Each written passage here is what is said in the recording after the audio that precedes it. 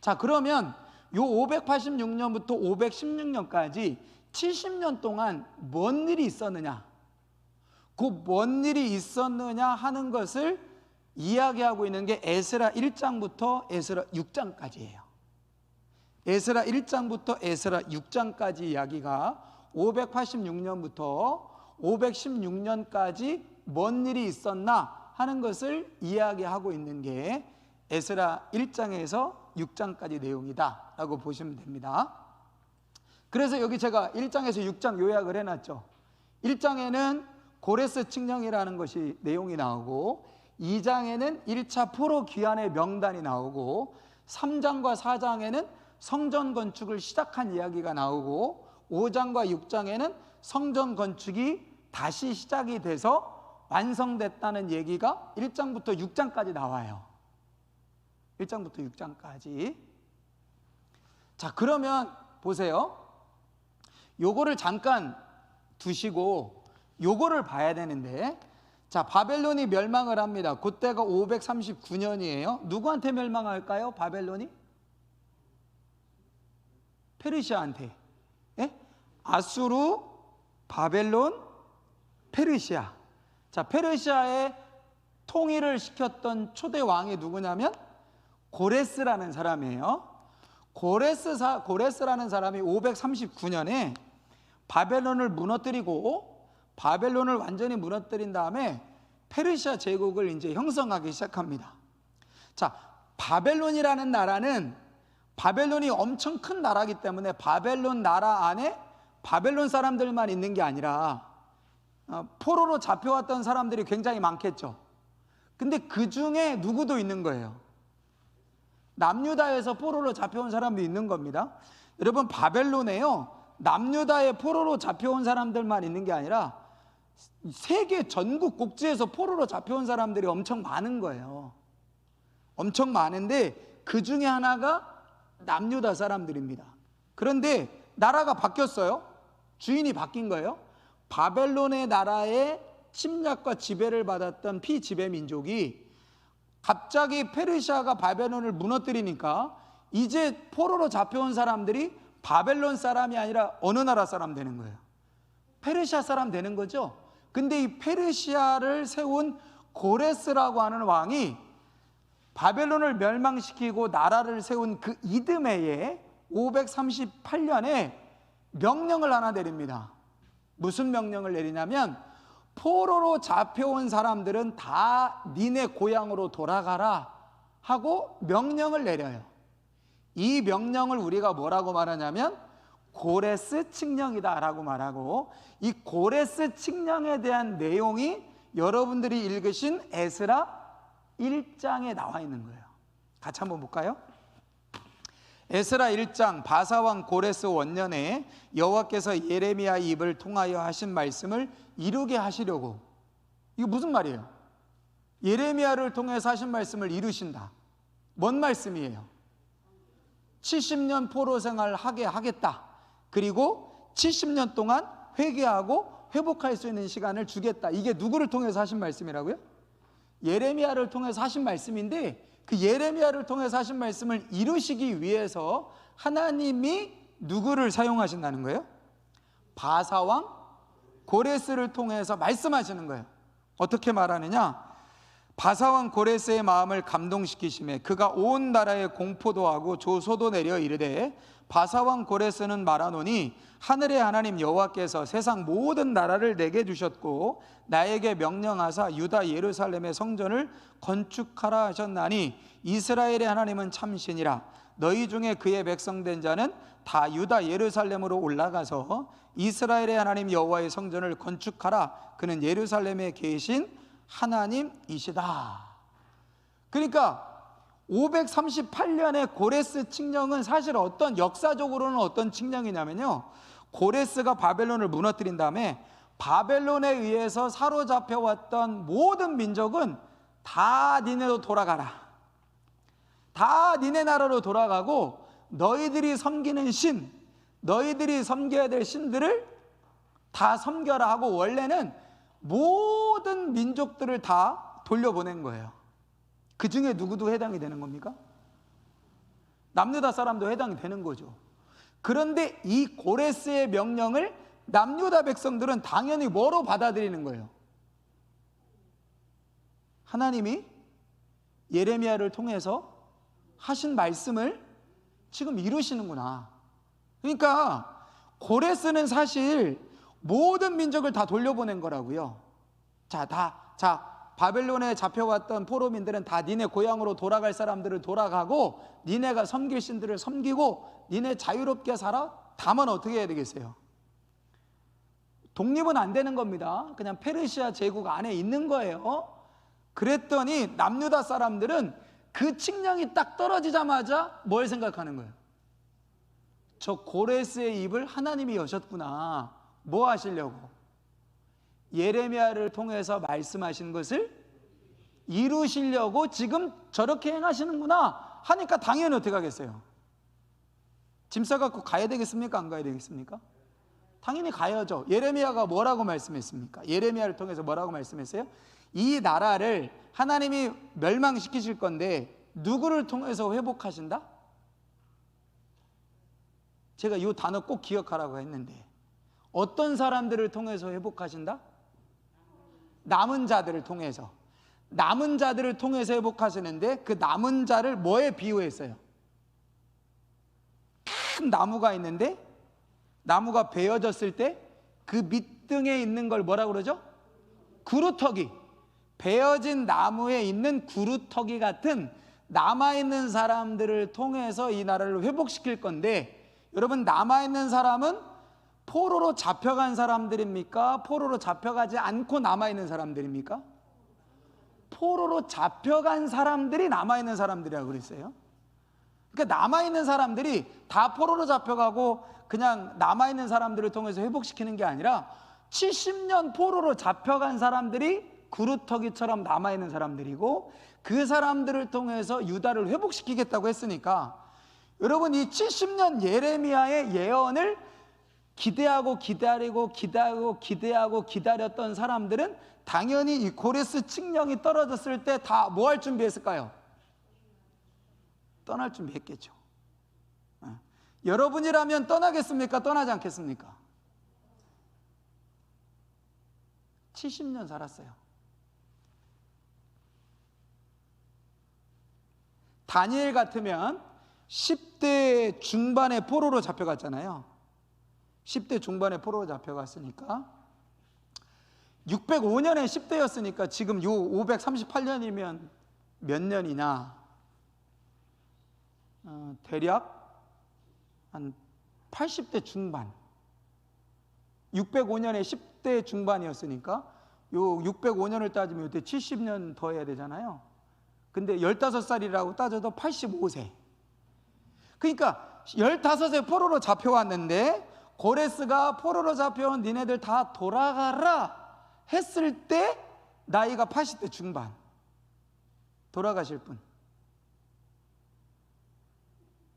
아니, 천국 가신다는 거 말고 컴백홈, 집으로 돌아가실 수 있는 분. 여러분들이 미국에 10살 때 이민 갔어요. 나이가 70대 80대 됐어요. 돌아오실 분. 쉽지 않을 거예요. 제가 대학교 입학했을 때 저희 과가 60명이었는데 남학생이 32명, 남학생이 28명, 여학생이 32명, 황금 비율이었습니다. 그래서 1대1로 다 이렇게 1대1로 매칭을 하고 나면 남자만 4명 남는, 여자가 4명 남는 아주 환상적인, 그랬는데 저희 남자 28명 중에 현재 한국에서 정말 목회만 하고 있는 친구는 10손가락에 꼽히잖아요. 한 10명 정도밖에 안 돼요. 한 28명 중에 3분의 1은 목회를 안 하고요, 3분의 1은 다 외국 가 있어요. 저희 때 한참 유학이 붐이었습니다. 80년대 후반, 90년대 초반에요. 유학 가는 게 붐이었어요. 그래서 학부 졸업하고 독일이나 미국이나 영국으로 유학 가는 거 굉장히 이게 붐이었는데, 지금도 미국에 가 있는 친구들이 꽤 있습니다. 한 7, 8명 있거든요.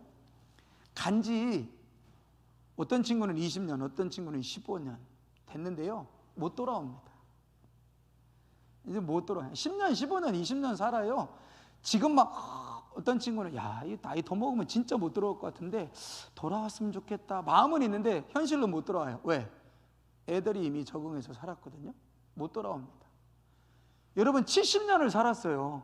쉽게 돌아올 수 있겠습니까? 쉽지 않아요.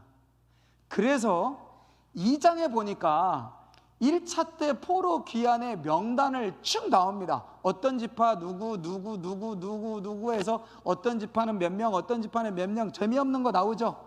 그거 여러분 다 읽으셔야 됩니다. 암송하셔야 돼요. 그런 거는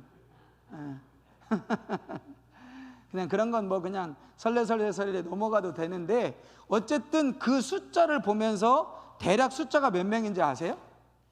1차 포로 귀환 5만 명이 조금 안 됩니다. 네, 다 더해보시면 49,000, 제 기억으로는 49,738명인가? 네. 그러니까 남자들의 숫자만 기록된 거예요. 그러니까 어쨌든 남자들의 수만 따져도 5만 명이라는 숫자는 많은 숫자일까요? 적은 숫자일까요? 많지 않습니다. 적은 숫자예요. 그러니까 여러분 뭐냐면, 남은 자들을 통해서, 남은 자들이 누구냐면 70년 포로로 잡혀간 사람들이고, 70년 포로로 잡혀가서 하나님이 뭐라고 말씀하시냐면, 거기서 뭐 하라고요? 그냥 막 고생하면서 어렵게 자식도 낳지 말고, 어차피 돌아갈 거니까, 그죠? 전세 사고 월세 살듯이 그렇게 살지 말고 내 집처럼 살라는 거예요. 내 집하고 전세나 월세는 뭐가 다릅니까? 2년 있다 또 이사 가야 되는데 한 2년 후에 또 이사 가야 되는데 짐 자꾸 만들어, 이렇게 생각하죠. 내 집 사는 사람들은 그냥 사죠. 쟁여 놓죠. 그죠? 곧 이사 갈 사람들은 짐을 그렇게 많이 안 삽니다. 아니 그러니까 여기 지금 하나님이 뭐라고 말씀하셨냐면, 전세 살듯이 월세 살듯이 살지 말고 내 집 살듯이 살라는 거예요. 거기서 자식들 많이 낳고 거기서 막 그 사람들과 어울려서 살라는 거예요. 단 기한은 70년이다. 그러면 이게 마치 우리의 뭐 같았냐면, 이 땅에서 천국을 소망하며 살지 않습니까? 하나님 나라를 소망하면서 살잖아요. 그러니까 하나님 나라를 소망하며 사는데, 이 땅에서 살 때 어떻게 살라는 거예요? 월세 살듯이 전세 살듯이 살지 말고 그냥 내 집 살듯이 살라는 거예요. 그러나 반드시 뭐가 있다? 기한이 있다는 거예요. 평생 사는 거 아니라는 거예요. 70년이라는 기한을 정해 두셨어요. 그러니까 70년의 기한이 있으니까 그 70년의 기한에 내가 그 기한이 다 차면 너희들을 돌려보내서 유다를 회복시킬 거야. 그거 명심해. 그렇다고 해서 막 70년 뒤에 돌아갈 거니까 70년 동안 막 고생하며 살지 말고 거기서 누리며 먹고 마시며 그렇게 살아. 이렇게 하나님 말씀하셨는데, 자 어쨌든 70년 지났으니까 돌아가야 되는 거잖아요. 그 하나님의 말씀이 성취되어지는 때가 왔다면 많은 사람들이 돌아가야 되지 않습니까? 안 돌아가요. 돌아간 사람들도 있지만 안 돌아간 사람도 많습니다. 근데 그 안 들어간 사람들 중에 누구도 있는 거예요? 다니엘도 있는 거죠. 다니엘도 안 들어가요. 그러면 돌아간 사람이 믿음 있는 사람입니까? 돌아가지 않은 사람이 믿음 있는 사람입니까? 하여튼 그건 모르겠어요. 그런데 어쨌든 2장에 나오는 1차 포로 귀환의 명단은 5만 명 정도다. 그래서 그 수가 생각보다 많지는 않다 하는 것을 이제 에스라가 기록을 하고 있고, 그 다음에 자 여기까지 따라오셨죠? 자 그 다음에 이쪽으로 와가지고 고레스 칙령 538년에 다 돌아가라고 했으니까 1차로 돌아오는 거예요. 그때 포로 귀환에 앞장섰던 사람이 누구라고요? 수룹바벨이에요. 에스라는 몇 차 때 귀환한 사람입니까? 2차 때예요. 2차. 그러니까 1장부터 6장까지는 에스라가 있는 거예요, 없는 거예요? 에스라 없어요. 에스라 이전의 역사를 기록하고 있는 거예요. 에스라는 2차 때 사람이에요. 근데 이건 1차 때 있었던 일이에요. 1차 때. 자, 1차 때 무슨 일이 일어났냐면 고레스가요, 칙령을 행한 다음에 통치를 하다가 죽어요. 죽습니다. 죽으니까, 고레스가 죽은 다음에 당연히 누가 그 왕위를 이어받아야 되겠습니까? 큰아들이 이어받아야 되겠죠. 근데 고레스의 큰 아들이 큰아들이 있는데, 그 큰아들을 동생이 죽이고 자기가 왕이 돼요. 그 왕이 누구냐면 캠비시스라는 사람이에요. 캠비시스가 고레스의 장자가 아니라 차자예요. 근데 요 동생이 형을 죽이고 자기가 왕이 됩니다. 자, 그런데 요 캠비시스가 왕으로 있을 때 가우마타라는 사람이 있어요. 근데 이 가우마타라는 사람이 아들은 아니거든요. 고레스의 아들도 아니고 캠비스하고 관련시킨 사람도 아닌데, 자기가, 이게 이제 페르시아가 워낙 지역이 넓으니까 반란을 일으킵니다.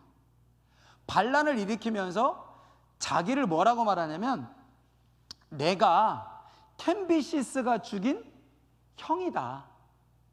그리고 내가 신의 능력으로 부활했다. 원래 나는 가우마타가 아니라 이 고레스의 첫째 아들이다. 그러면서 반란을 일으킨 거예요. 그러니까 여러분, 이 반란에 사람들이 동조를 하겠습니까? 안 하겠습니까? 당연히 하죠. 왜냐하면 고레스의 아들이, 형이 장자가 분명히 있는데 장자가 왕이 되는 게 맞는데 동생이 형을 죽이고 왕이 됐으니까 거기에 불만을 가지고 있는 사람들이 많이 있을 거 아니에요. 그런데 이 가우마타라는 사람이, 사실은 내가 고레스의 장자인데 신이 나를 부활시켰다. 내가 원래 왕이어야 되지 않냐. 그리고 반란을 일으킨 거예요. 그러니까 여러분, 캠비시스 사람이 골치 아프겠죠. 그래가지고 요 가우마타의 반란을 잠재운 사람이 있습니다. 그 장군의 이름이 누구냐면 다리오예요. 원래 다리오는 페르시아의 장군이었습니다. 그러니까 이 다리오가 저 가우마타의 반란을 제압을 하면서 인기가 급상승해요. 그래서 나중에 요 캠비시스가 죽은 다음에 다리오가 왕이 되는 거예요. 제가 이 얘기를 왜 드리냐면, 다리오는 고레스의 아들이에요, 아니에요? 아들 아닙니다. 그러니까 고레스의 아들들이 왕위를 이어받아야 되는데 한 대 만에 끊어진 거예요. 여러분, 고레스라고 하는 사람은 대단한 왕이잖아요. 우리나라 조선의 역사를 보면 이성계가 조선을 세웠죠. 이성계의 아들들이 왕을 쭉 이어가지 않습니까? 그죠? 왜냐하면 이성계라는 사람이 대단한 사람이기 때문에, 왕을 세운 사람이니까 그래도 아들 몇 대까지는 가야 될 거 아니에요. 나라를 세운 사람인데, 고레스라는 사람이 바벨론을 무너뜨리고 페르시아를 세웠으니까 적어도 몇 대는 아들들이 왕이 돼야 되지 않습니까? 근데 2대 만에 끊겨요. 남이 왕이 되는 겁니다. 다리오라는 장군이 왕이 되는 거예요. 자, 다리오 장군이 왕이 됐습니다. 자, 어떻게 해서 왕이 됐어요. 그런데 다리오에게 제일 숙제는 뭘까요? 다리오에게 가장 큰 숙제, 자기가 뭐 왕이 됐으니까 모든 걸 다 해결을 했습니다. 근데 이런 시기라면 다리오에게 있어서 제일 고민되는 게 뭐냐면, 자기는 누구의 아들이 아니라는 거예요? 고레스의 혈통이 아니라는 거죠. 그러면 고레스의 혈통이 아니니까 뭐로 땜빵을 해야 되겠습니까? 정치하는 사람들이, 여러분, 우리나라 정치에도 이렇게 계보가 있잖아요. 그죠? 그 동교동파, 서교동파 뭐 이런 뭐 파가 있지 않습니까? 그럼 너 동교동파냐, 무슨 파냐 그러는데, 원래부터 예를 들어서 동교동계의 어떤 뭐 옛날에 김대중, 김영삼 뭐 이런 분들 있지 않습니까? 김대중 밑에서 아주 옛날부터 이렇게 배우고 가르쳤던 사람은 나 김대중의 후계자야 뭐 이렇게 하는데, 어느 날 갑자기 뭐 김대중파에 딱 들어왔다 그러면 너 뭐 어렸을 때부터 정치 초등 때부터 김대중한테 배운 것도 아니잖아. 그러면 그 사람이 그 정치적인 입지를 갖기 위해서 할 수 있는 최고의 결정이 뭐냐면, 김대중이 만들어낸 혹은 그 뭐 정치 지도자가 만들어낸 정책을 따라하는 거예요. 그죠? 그 사람의 정책을 따라하면 내가 혈통은 아니지만 그 사람의 정책이나 그 사람의 사상이나 그 사람의 모든 것을 이어받을 수 있다고 인정을 받을 수 있겠죠. 그러니까 고레스가 했던 것과 반대로 가면 저 사람 고레스랑 다르게 하네? 이렇게 생각이 들겠지만 고레스가 했던 거하고 똑같이 하면 어떻게 되겠어요? 사람들이 다리오의 모습에서 누구를 보는 거예요? 고레스의 모습을 보면서 인정을 해주겠죠. 다리오가 그걸 합니다. 다리오가 그걸 하는데 요때 이제 무슨 일이 일어나냐면 성전 건축을 시작을 하는데요. 성전 건축을 시작하는데 521년에 다리오가 왕이 되거든요. 521년에 다리오가 왕이 되는데 성전 건축을 몇 년에 시작하냐면 포로 1차 포로 기한이 몇 년이라고요? 538년에 명령이 떨어져서 준비를 해가지고 오겠죠. 남유다로 오겠죠. 그래서 오자마자 준비해가지고 536년에 성전을 짓기 시작해요. 자, 우리 성전 짓자 하고서 536년에 성전을 짓기 시작하는데 무슨 일이 일어나냐면 원래요 포로로 잡혀가지 않고 그 땅에 남아 있었던 사람들이 야, 니네 성전 건축 짓는데 우리도 같이 협조하자. 우리도 같이 도와서 할게. 우리랑 같이 성전 짓자. 그래요. 그랬더니 저 스룹바벨과 1차 포로 귀환했던 사람이 그걸 받아들여집니까? 안 받아들여집니까? 노해요. 니네는 우리랑 상관없다. 우리의 성전은 우리가 짓겠다고 그들의 제안을 거절합니다. 그래서 우리가 성전 짓겠다는 거예요. 그러니까 이 사람들이 빈정이 상해가지고 성전 건축하는 걸 그때부터 방해하기 시작합니다. 어떻게 방해해요? 여러분, 유다에 돌아왔지만 그 유다를 관리하는 페르시아의 관리가 있겠어요, 없겠어요? 당연히 있겠죠. 그 가나안 지역, 그 유다 지역뿐만 아니라 그 주변 지역 전체를 페르시아가 지배하고 있었으니까 페르시아에서 파견 나온 그 지역을 관리하는 총독이나 관리자들이 있을 겁니다. 자, 페르시아의 왕이 니네 나라로 다 돌아가라고 명령해서 다 돌아갔어요. 그러니까 그 지역의 관리들을 파송해가지고 그 지역 사람들을 페르시아 주민으로 관리를 해야 되겠죠. 그러니까 성전 지으려고 했는데 같이 못하겠다고 하니까 이 사람들이 페르시아의 관리들에게 뇌물을 줘가면서 뭐라고 모함을 하냐면 이 사람들이 성전을 지으면 이 사람들은 페르시아의 조공도 바치지 않을 거고 저들은 아주 이게 독특한 민족이기 때문에 하나님만 섬기는 민족이기 때문에 페르시아를 섬기지 않을 겁니다 하면서 뇌물을 줘가면서 관리들에게 매수를 하는 거예요. 그러니까 어떻게 해요? 성전 짓지 마 하고서 성전 건축이 중단이 됩니다. 몇 년간 중단이 될까요? 520년까지. 몇 년 동안? 16년 동안 성전 건축이 중단이 됩니다. 그런데 성전 건축이 어느 시점에 중단이 되냐면요, 성전 건축이 16년 동안 중단이 되어 있으면서 이스라엘 백성들이 성전 건축 중단됐으니까 이제 뭐 하겠어요?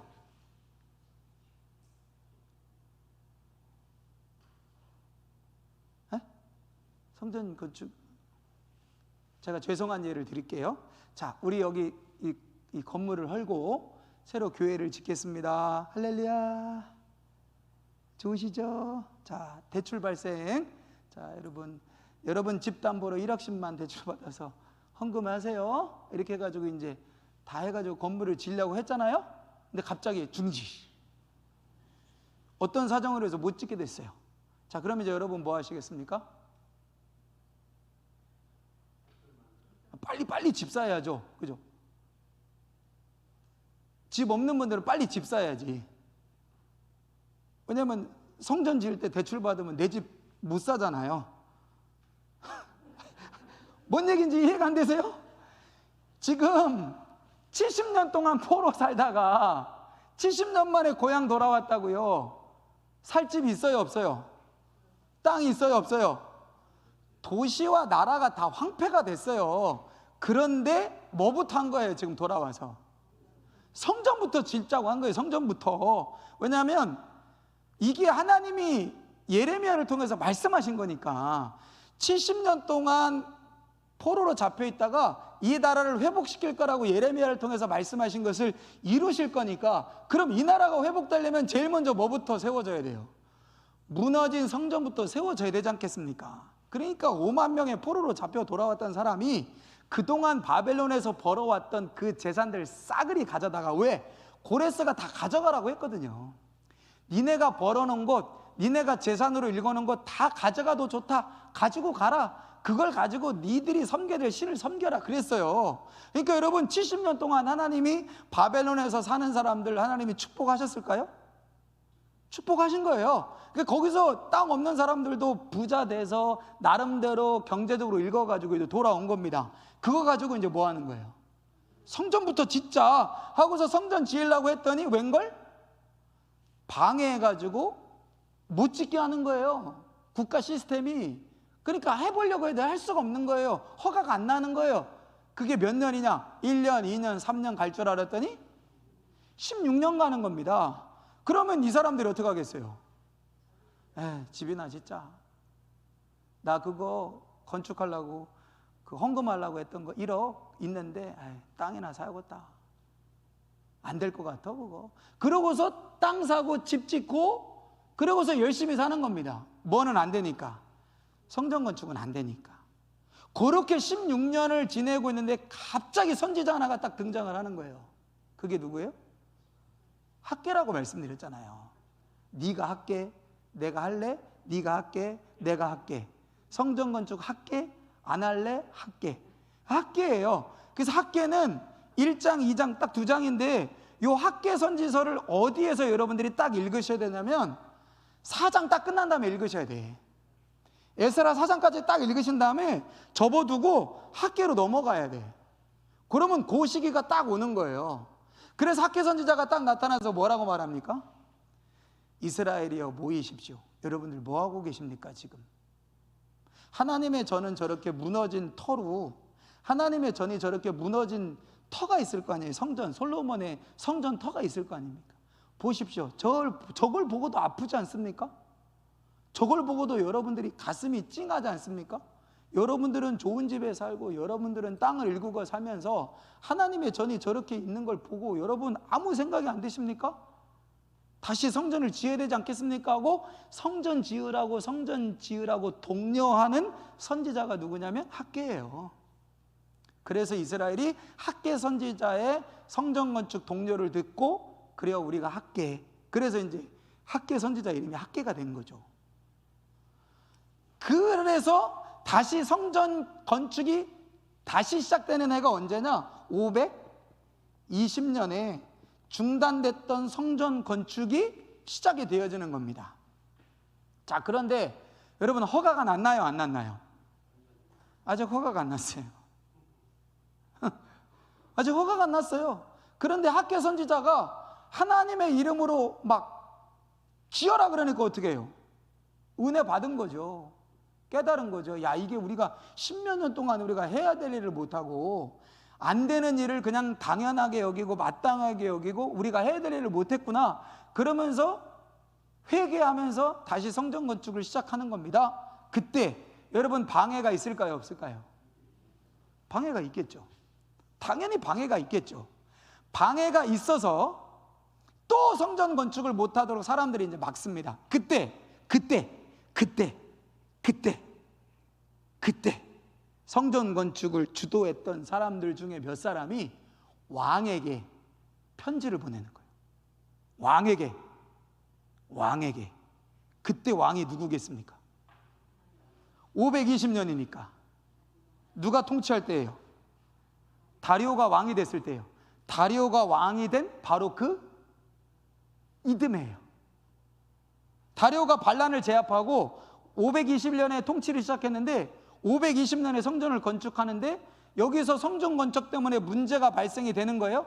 그래서 막 갈등이 되니까 다리오한테 편지를 써가지고, 왕이요, 사실 우리는 왕의 선대왕인 고레스 왕께서 고향으로 다 돌아가라 라고 말씀하셔서 포로로 잡혀있다가 돌아온 사람들입니다. 그런데 우리 하나님이 이 성전을 지으라고 말씀하셨고, 당신의 선대왕 고레스도 우리에게 성전 짓는 것을 허락하셨습니다. 근데 여기 있는 사람들이 이렇게 우리 성전 짓는 걸 방해하는데 어쩌면 좋습니까? 하고 상소가 올라와요. 그 상소가 누구한테 접수가 돼요? 다리오한테 접수가 됩니다. 자, 아까 제가 뭐라고 말씀드렸어요? 다리오는 고레스 왕의 후손이 아니기 때문에 뭘 이어받는 게 중요하다? 고레스의 정책을 이어받는 게 중요하다. 그래서 다리오가 명령을 내립니다. 야, 고레스 왕 때에 있었던 왕의 문서 다 뒤져갖고 찾아와. 그래가지고요, 신하들이 고레스 왕 때 내려졌던 그 왕의 문서들 있지 않습니까? 그 문서 창고에 가가지고 문서를 다 뒤지는 겁니다. 무슨 문서 찾을까요? 자, 538년에 고레스 선대왕이 왕이 되자마자 포로민들에게 다 돌아가라고 얘기했고, 그래서 포로민들에게 자기 고향으로 돌아가서 자기 신들을 섬기고 자기 신들의 성전을 다 지으라고 했는지 명령 내렸는지 그거 찾아와봐. 그래서 신하들에게 다 문서를 뒤지게 합니다. 근데 발견이 돼야 한대요? 발견이 됩니다. 그 신하 하나가 이 고레스가 했던 538년에 그 고레스 칙령을 다리오 왕한테 딱 가져오는 거죠. 왕이요, 보니까 몇 년이에요? 한 17, 18년 전에 고레스 왕께서 이렇게 하라고 다 여기 문서화 돼 있네요. 그러니까 다리오가 그걸 뭐 어떻게 해요? 오케이. 자, 저 멀리 유다 땅에서 성전 짓는 것 때문에 문제되고 있는 그 지역에다가 뭐라고 명령을 내리겠어요? 까불지 말고 성전 짓는 거 방해하지 마라. 그게 누구의 정책이니까? 고레스의 정책이니까. 그 고레스의 정책을 다리오가 그대로 이어받았다는 것을 증명하기 위해서 다리오가요, 유다 땅에 성전 짓는 거에 대해서 더 이상 태클 걸면 다 죽여버릴 거니까 가만히 있어 하고 명령을 내립니다. 그러니까 일종의 뭐가 된 거예요? 공사 허가가 나온 거죠. 왕으로부터 허가가 나온 거예요. 에? 인천시장이 태클을 거는데 대통령령으로 허가 나온 거예요. 그러니까 어떻게 하겠어요? 520년부터 성전을 짓습니다. 그래서 몇 년 만에 완공이 된다? 516년. 제가 요거 기억하시라고 했잖아요.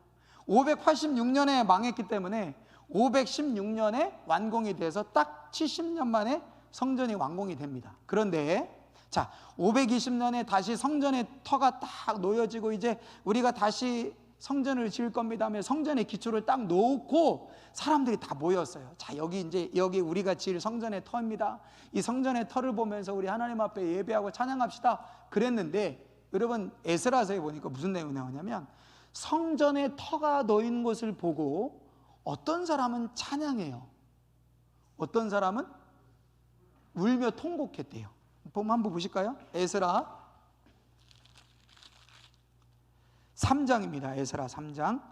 제가 지금 에스라 1장, 2장, 3장, 4장 얘기를 그냥 본문 안 보고 다 얘기하는 거니까 여러분들이 그 이해를 하시면 돼요. 3장 11절 보십시오. 3장 10절부터 보실까요?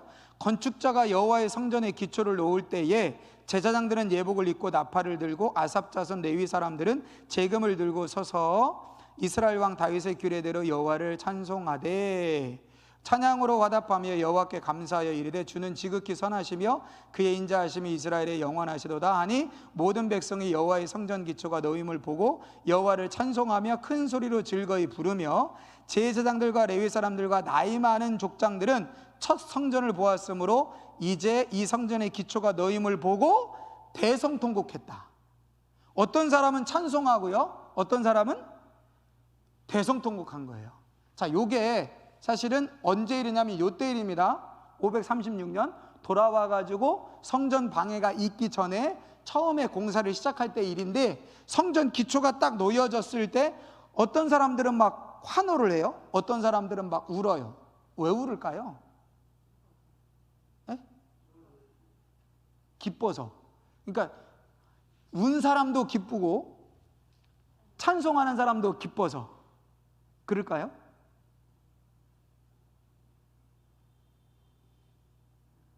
성전의 기초가 탁 놓인 걸 보고 다 같이 찬송하면서 기뻐해야 되는데 어떤 사람은 찬송하면서 기뻐하는데 옆에 사람들은 하면서 울어요. 근데 이 운 사람들이 누구냐면 누구라고 돼 있어요? 나이 많은 사람들이라고 돼 있어요. 왜 울었을까요? 솔로몬 성전에 비해서 너무 초라해가지고. 솔로몬 성전의 영광을 본 사람들이에요. 여기 나이 많은 사람들은 그 솔로몬 성전이 얼마나 대단한지를 보았던 사람들이에요. 경험했던 사람이에요. 근데 여기 젊은 사람들은 어떤 사람이에요? 몰라요. 무너졌기 때문에 모르는 거예요. 그 과거의 솔로몬의 성전의 위엄을 모르는 겁니다. 그러니까 성전만 세워지는 것도 너무 좋은 거예요. 너무 좋은 거예요. 근데 나이 많으신 분들은 아휴, 이렇게밖에 못 짓는겨? 터가 이렇게 작은겨? 이걸 어째? 그러면서 울었다는 거예요. 그렇게 성전 터가 놓이고 나서 성전 건축을 하려고 하는데 대적들이 와가지고 이제 16년이라는 시간이 지났습니다. 그러면 여러분 생각해 보세요. 16년이 지나면서 나이 많은 사람 중에 그 솔로몬의 영광을 경험했던 사람들, 아이고 우리가 지을 성전이 이거밖에 안 돼? 그러면서 안타까워했던 사람들은 그나마도 뭘 못 봐요? 그 성전이 완공되는 걸 못 보고 돌아가신 분들 많았겠죠. 어쨌든 처음에 36년에 시작했던 성전 건축이요 20년 만에 완공이 됩니다. 516년에. 요때 누가 활동했다? 학개와 스가랴 선지자가 활동을 했다. 이렇게 여러분들이 중간에 이해를 하시면 되고요. 자, 520년부터 성전이 지어져서 516년에 완공을 한 다음에, 자, 성전 다 짓고 뭐 하겠습니까? 성전 다 짓고 나서 이스라엘이 뭐 했다고 나오냐면 절기를 지켰다고 나옵니다. 절기를 지켰는데 무슨 절기를 지켰다고 나오냐면 무슨 절기라고 나와요? 3장 4장에 일곱째 달에 절기를 지켰다고 나와요. 혹시 보셨습니까?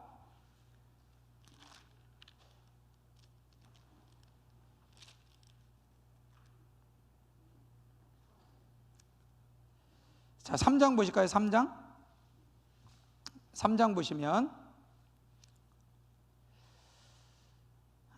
이스라엘 백성들이 성전을 짓고 나서가 아니라 돌아와서 이제 바벨론에서 포로로 돌아와서 이스라엘 백성들이 절기를 지켰는데, 성전을 짓기 전에 절기를 지켰는데 3장에 보니까 3장 1절 보세요. 이스라엘 자손이 각자의 성읍에 살았더니 일곱째 달에 이르러 일제히 예루살렘에 모였다.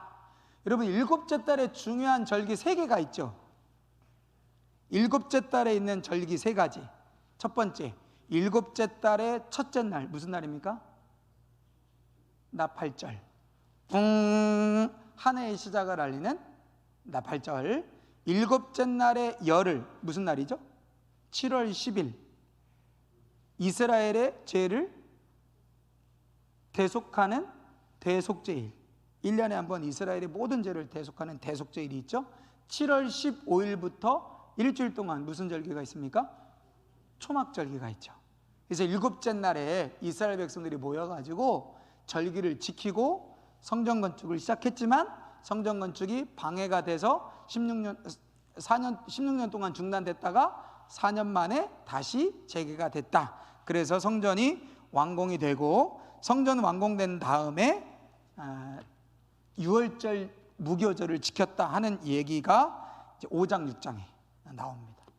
그래서 제가 지금 여기 얘기 드린 얘기는 1장부터 6장까지 있는 내용이 되겠습니다.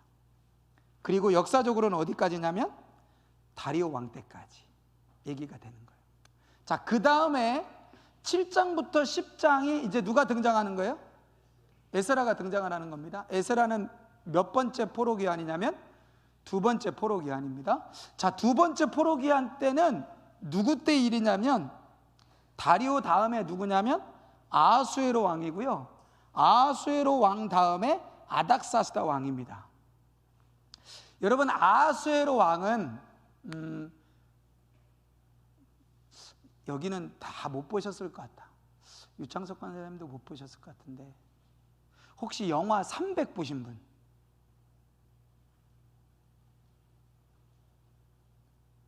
아무도 못 보셨어요? 300 못 보셨어요, 권사님? 300 스파르타 300이라는 영화 못 보셨어요? 집에 가셔서 다운 받으셔가지고 얼마 안 하니까 300 숫자 300 영화 300 영화 300이라는 영화가 있거든요. 그 영화 300이라는 영화에 보면 요 왕이 나와요. 아하수에로 왕.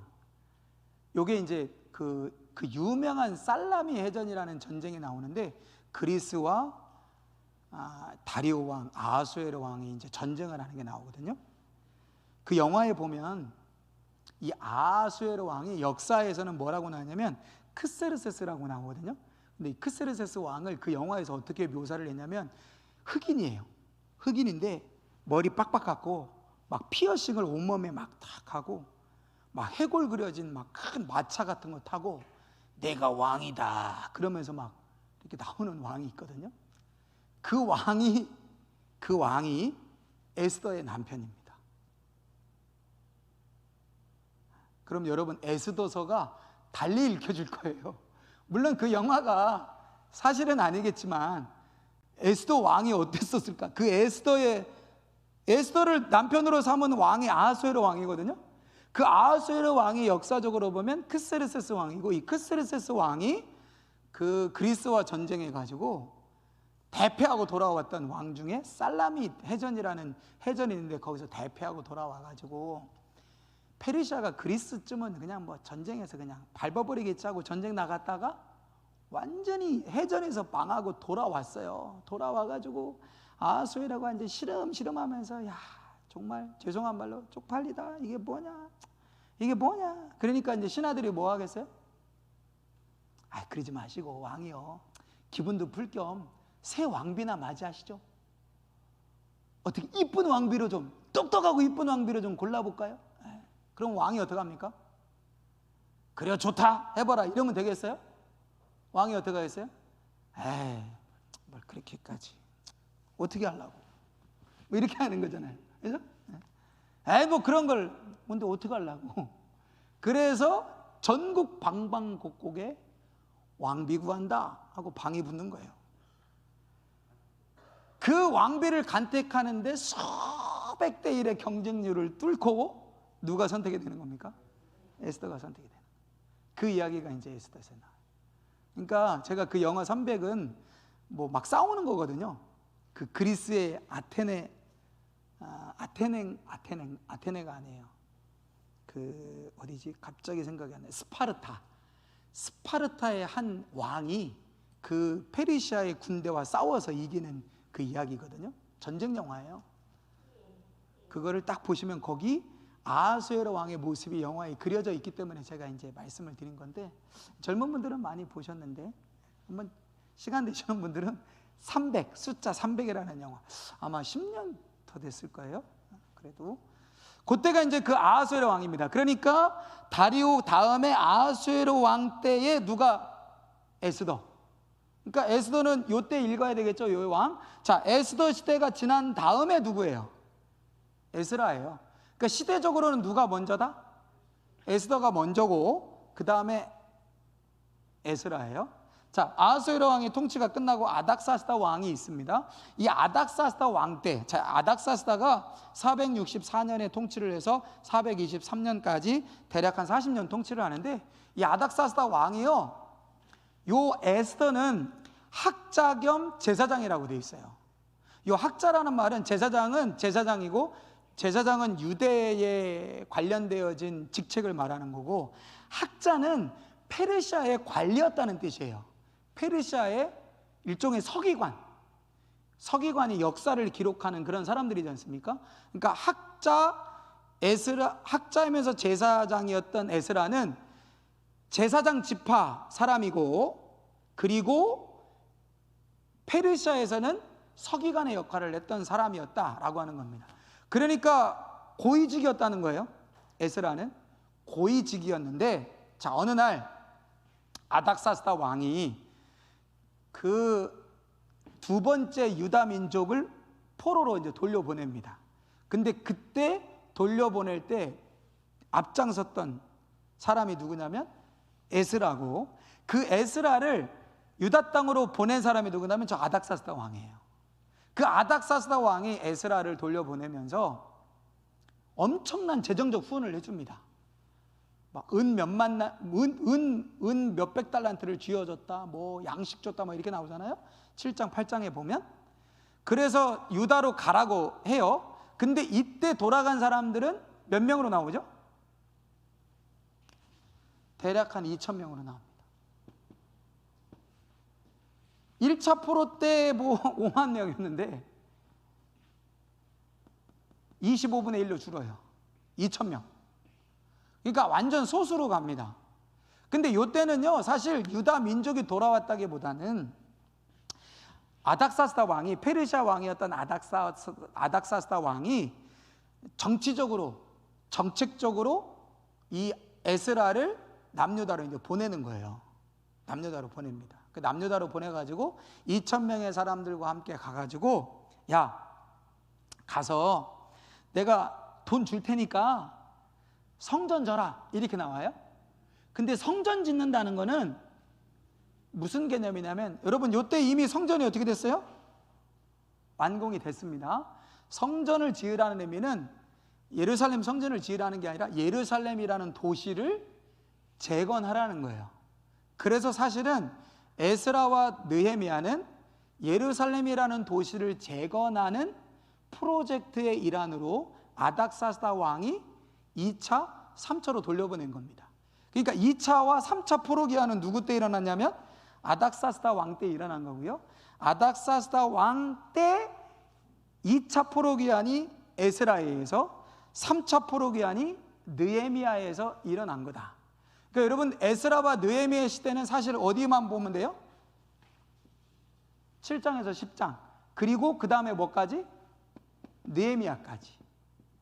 그러니까 사실은 제가 엄밀히 말하면 다음에 만약에 이 부분을 다시 공부한다면 제가 어떻게 진도를 나갈 거냐면 1장부터 6장 플러스 학계, 그리고 스가랴, 그 다음에 7장부터 10장, 그 다음에 느헤미야 1장부터 14장, 그렇게 같이 묶어서 공부하는 게 시기적으로는 맞아요. 자, 어쨌든 7장에 2차 포로 기한이 458년인데요 아닥사스다 왕이 엄청난 재정과 사람들을 투입해가지고 네 나라로 가라 그럽니다.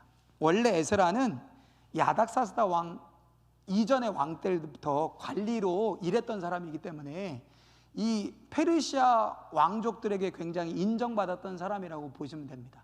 그러니까 페르시아에서도 정치적으로나 지휘적으로 영향력이 있었던 사람. 그래가지고 굉장히 후원을 받으면서 이 아닥사스다 왕이 뭐라고 말하냐면, 이 많은 재물을 줄 테니까 이거 가서 네가 쓰려면 써라. 너희가 필요한 경비 다 쓰고 거기까지 가는데 필요한, 여러분 그 페르시아 그 수도에서 유다 땅까지 거리가 대략 몇 킬로인 줄 아세요? 얼마쯤 될 것 같으세요? 키로수로 따지면 페르시아 수도에서 유다까지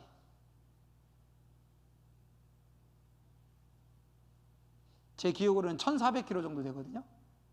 서울에서 부산까지 몇 킬로죠? 400km. 400km 잡으면 갔다 왔다 갔다.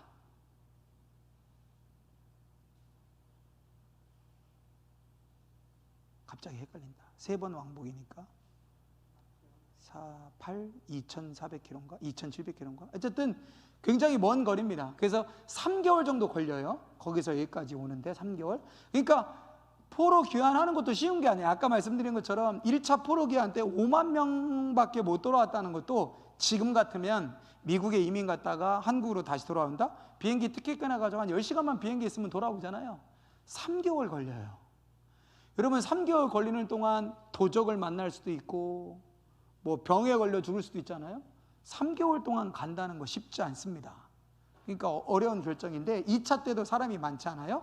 그런데 2차 포로 귀환을 준비하면서 에스라가 결심을 합니다. 2차로 내가 이 2,000명의 사람들과 내 고향 유다로 돌아가면 내가 이걸 해야 되겠다 하고 결심하는 게 나옵니다. 그게 에스라 7장 10절이에요. 한번 보실래요? 에스라 7장 10절.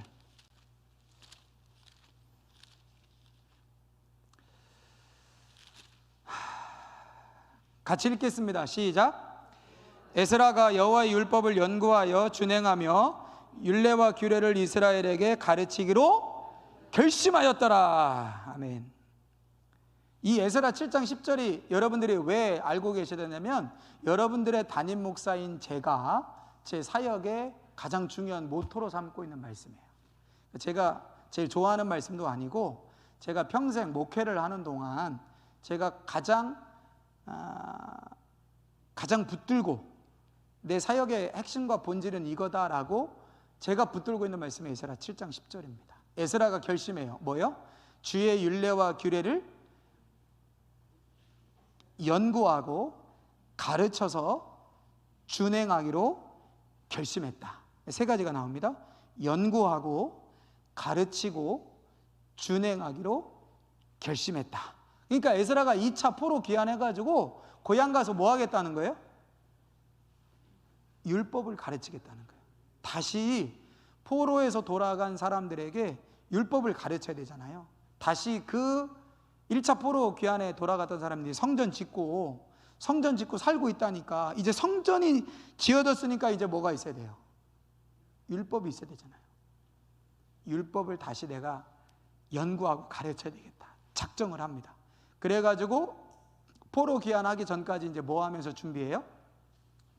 7장 8장에 보면 에스라가 금식했다는 말이 많이 나옵니다. 한번 읽어보시면 금식하며 내가 준비하고 금식하며 아하와 강가의 사람들을 모아놓고 내가 금식했다 뭐 이런 말이 나옵니다. 그러니까 2차 포로 귀환을 준비할 때 첫째, 내가 가서 뭐 할 거냐? 비전을 세워요. 내가 돌아가서 뭐 할 거냐? 내가 그 땅 돌아가서 뭐 할 거냐? 비전을 세웁니다. 두 번째, 금식하며 때를 보며 기다려요. 그리고 포로 귀환 2차 포로 귀환을 하게 되어집니다. 이게 이제 7장 8장에 나와요. 그리고 9장 10장의 얘기는 사실 별거 아닌 것 같은데 굉장히 어려운 내용이 나옵니다. 무슨 내용이냐면 에스라가 돌아왔어요. 여러분 에스라가 돌아와가지고 뭐 했겠습니까?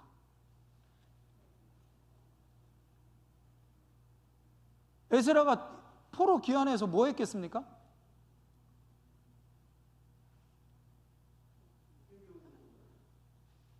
아니 뭐 했겠어요? 제가 성산교회 부임하기로 결정하면서 제가 뭐 하기로 했겠습니까? 하나님의 말씀을 연구하여 가르쳐서 준행해야겠다. 제가 그 결심을 해서 여기 왔단 말이에요. 그럼 여기 와서 제가 뭐 하겠어요? 결심만 해놓고 딴 거 하겠습니까? 열심히 전도하겠어요? 결심한 거 해야 될 거 아니에요? 하나님이 나를 성산교회로 보내신 이유는 하나님의 말씀을 연구하여 가르쳐서 준행하도록 하라고 나를 보내셨구나. 그러니까 오자마자 뭐 하겠습니까? 말씀 연구해서 가르치고 준행하도록 하는 거 했을 거 아니에요? 에스라가 포로 귀환하기 전에 내가 가서 뭐 하지? 하나님의 율법을 연구하여 가르쳐서 준행하게 해야 되겠다. 그러면서 기도로 준비했다니까요. 금식하면서. 그럼 가서 뭐 했겠냐고요? 놀았어요? 아니에요. 여호와의 율법을 연구하고 가르쳐서 준행하도록 했겠죠. 그러니까 일종의 뭘 했냐면 말씀 운동을 막 시작하는 겁니다. 근데 그 얘기는 안 나와요. 근데 그걸 당연히 했을 거예요. 했는데 갑자기 9장 10장에 보면 무슨 얘기가 나오냐면 어떤 사람들이 고소를 하기 시작하는 거예요. 그러니까 일종의 고소인데요. 불만을 제기하는 겁니다. 무슨 불만이냐면 장로님들, 권사님들 이해하고 들으세요. 예를 들면 이런 겁니다. 저한테 어떤 집사님이 찾아와가지고 목사님 큰일 났습니다. 왜요? 목사님이 보니까 이렇게 하라고 하나님의 말씀은 이렇게 하라고 하는데 우리 장로님은 왜 그렇게 안 하십니까? 우리 권사님은 그렇게 안 하세요. 뭐가 문제인데? 우리 장로님이 부인이 누군지 아십니까? 오해하지 말고 들으세요. 우리 장로님 부인이 누군지 아십니까? 누군데? 이방 여자입니다. 이방 여자? 이방 여자 어떤 여자인데? 원래 이 땅에 오래 살던 사람, 그러니까 포로로 잡혀갔다가 돌아온 사람이 아니라 포로로 안 잡혀가고 이 땅에서 오래 살았던 사람인데, 그 사람들 자식들 중에 블레셋과 에돔과 암몬과 수많은 이방 사람들에게 영향을 받으면서 수십 년 동안 살아왔던 사람의 가정 안에서 태어난 딸, 그 여자를 아내로 삼았다는 거예요. 그러면 안 되지 않습니까? 이거 문제지 않습니까? 그러는 거예요. 그래? 근데 조금 있다 며칠 있다가 어떤 집사님이, 다른 집사님이 또 오는 거예요. 목사님, 왜요? 이상합니다. 왜요? 목사님이 가르칠 때는 이렇게 해야 된다고, 이게 율법이라고 말했는데 어떻게 우리 그 권사님 있지 않습니까? 있지요. 거기도 이방 여자랑 삽니다. 이런 일이 막 일어나는 거예요. 야, 이게 문제가 심각하다? 그래가지고 보니까 레위 사람들과 찬송하는 사람들과 지도자들과 뭐 이런 사람들 중에 어떤 사람들이 많은 거예요? 이방 여인과 결혼해서 사는 사람들이 많은 거예요. 이게 문제가 됩니다. 근데 이게 문제가 되니까 가만히 에스라가 있다가, 이게 쉬운 문제가 아니잖아요. 그래가지고 하나님 앞에 기도합니다. 9장에 그래서 에스라가 뜬금없이 갑자기 회개하는 기도가 나와요. 회개 기도하는 내용이 9장에 나오는데, 그 기도의 내용이 뭐냐면, 하나님, 막 울면서 회개하면서, 하나님, 우리 이스라엘의 조상의 죄로 인하여 이 나라가 이렇게 망하고 이렇게 됐지 않습니까? 그런데 70년 동안 하나님이 훈련하시고 연단해서 1차 포로해서 성전 짓고 우리가 다시 2차로 돌아와서 이 땅에 하나님의 거룩한 나라를 세우려고 하는데 저들의 여전히 변화되지 않았습니다. 그런데 저들의 죄가 나의 죄고 우리의 죄입니다. 그러면서 자기가 회개를 해버려요. 원래 누가 회개해야 됩니까? 원래 제가 회개해야 됩니까? 제가 회개해야 될 문제는 아니잖아요. 본인이 회개해야 되지. 근데 에스라가 하나님 앞에 자기가 회개하는 거예요. 이게 우리의 죄입니다. 어떻게 하면 좋습니까? 그래서 에스라 9장에 회개가 나오거든요. 그러다가 이 문제를 그냥 놔두면 안 되겠다 싶어서 어떻게든 해결해야 되겠다. 그래서 사람들 다, 이스라엘 지파들을 다 불러 모읍니다. 다 불러 모아가지고 이게 지금 중요한 문제다. 왜? 두 가지 측면에서 중요한 문제라는 거예요. 첫째, 에스라가 온 이유는 율법을 연구하여 가르쳐 지키게 하는 게 목적이에요. 그게 자기가 2차 때 여기 와서 행한 비전이라고 생각한 거예요. 그래서 1년을 가르쳤는지 2년을 가르쳤는지 3년을 가르쳤는지 몰라요. 어쨌든 가르쳤을 거예요. 율법을 가르쳤을 거예요. 그런데 율법을 그 사람들이 배웠겠죠. 레위나 제사장들이나 찬송하는 다 배웠을 거 아니고요. 성경 공부하는 것처럼 배웠을 거 아닙니까? 응? 그런데 그들이 율법을 배웠지만 뭐 하지 않은 거예요? 준행하지 않는 거예요. 그러니까 율법을 에스라가 연구하고, 그래서 그 율법을 가르쳤는데, 사람들이 배웠는데 특별히 리더급에서, 지도자급에서 배우고 준행하지 않는 거예요. 야, 이게 문제가 심각하다. 율법은 내가 연구하는 게 중요한 게 아니라, 내가 가르치고 배우는 게 중요한 게 아니라 율법대로 준행하는 게 중요한데 그게 안 되는구나. 이게 첫 번째 문제예요. 두 번째는 그 문제가 일반 백성들의 문제가 아니라 리더들의 문제라는 거예요. 9장에 보면 레위 사람들과 찬송하는 사람들과 이런 사람들이라고 나와요. 찬송하는 사람들 앞에 서는 사람들이잖아요. 레위 사람들 앞에 서는 사람들이지 않습니까? 지도자들이에요. 그 사람들이 이방 결혼을 그냥 용인하면서 그냥 사는 거예요.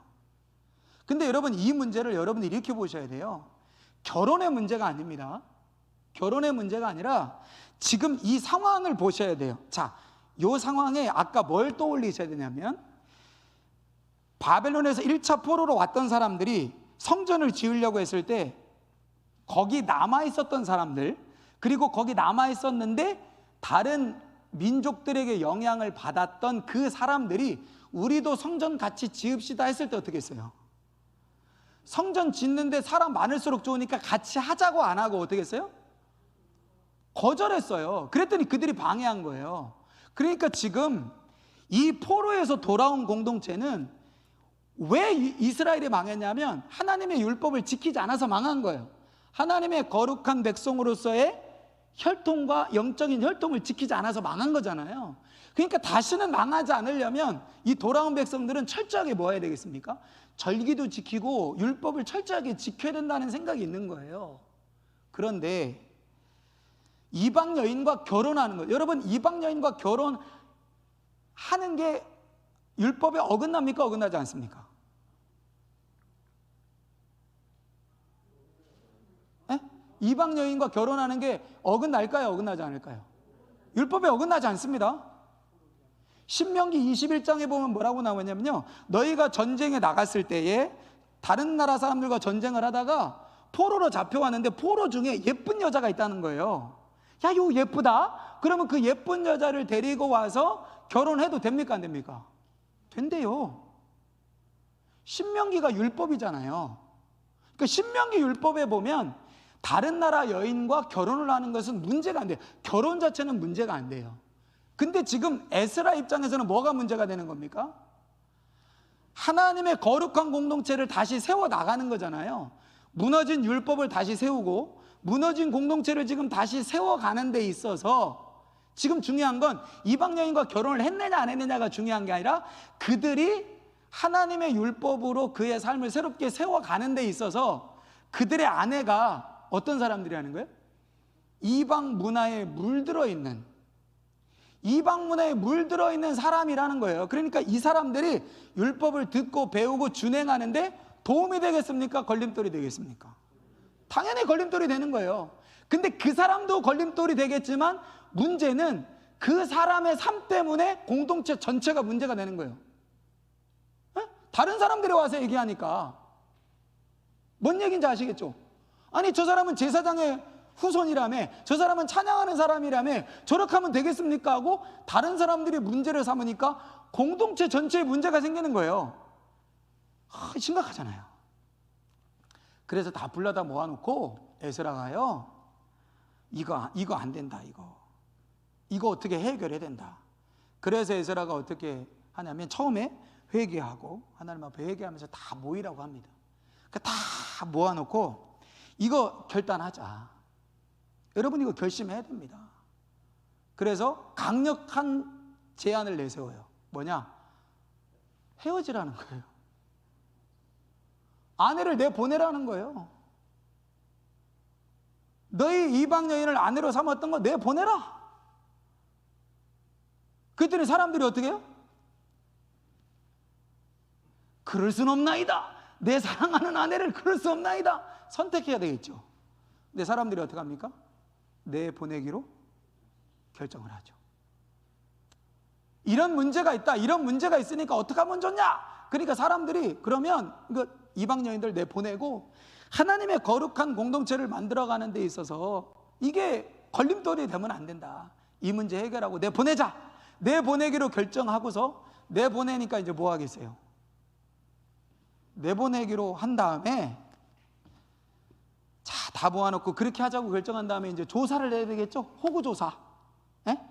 김명복 장로님 때 가가지고 아내분 출신이 어떻게 되는지 호구조사, 유창석 권사님 때 가가지고 아내분이 어떻게 되시는지 호구조사, 이서구 장로님 때 가가지고 아내분이 어떻게 되시는지 호구조사, 다 호구조사를 하는 거예요.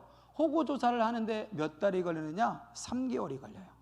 10월 1일부터 시작해서 그 이듬해 1월 1일 날 끝납니다. 10, 11, 12월 3개월 동안 호구조사를 해요. 그런데 이때 무슨 일이 일어나냐면 이스라엘 백성들 다 모아놓고 이거 다 내보내기로 하고 우리 정말 다시 하나님 앞에 깨끗하게 거룩하게 다시 시작합시다 하고 협의를 하는데 그럽시다 하고 해놨는데 그러면 이 일을 어떻게 진행할까? 그러면 호구조사 해가지고 특별히 리더 그룹에서 이런 일들이 있었던 사람들은 그 아내를 내보내기로 결정하자 막 하는데 사람들이 모여있는데요, 막 비가 엄청나게 옵니다. 그때가 우기니까 우긴데 비가 오는데 예사롭지 않은 막 비가 오는 거예요. 비바람이 치고 막 몰아치고 막 그럽니다. 이거 날씨가 너무 안 좋은데 이거 때가 아닌 것 같은데요. 잠깐 미뤘다가 하시죠. 어떤 사람들이 이러는 거예요. 근데 어떤 사람들은 아닙니다. 이참해야 됩니다. 그러면서 찬성하는 자가 있고 반대하는 자가 있었다 이렇게 나와요. 근데 에스라가 아니다. 계속하자. 계속해가지고 아까 말씀드린 대로 10월 1일부터 호구조사해서 1월 1일까지 3개월 동안 호구조사해가지고요. 누구도 다 파악합니다. 그래서 어떻게 하기로 해요? 내보내기로 결정하고 하나님 앞에 회개의 제사를 드리기로 했다. 그리고 그 사람들에 대한 명단이 10장 마지막에 쭉 나와요. 어떤 사람들이 그렇게 했는지. 그렇게 해서 10장이 끝납니다. 그러니까 이거를 에스라의 회개 운동이다 이렇게 볼 수 있는데 사실 에스라의 회개 운동이라고 보기는 어렵고요. 이거를 성경 전체로 확대해서 해석하기도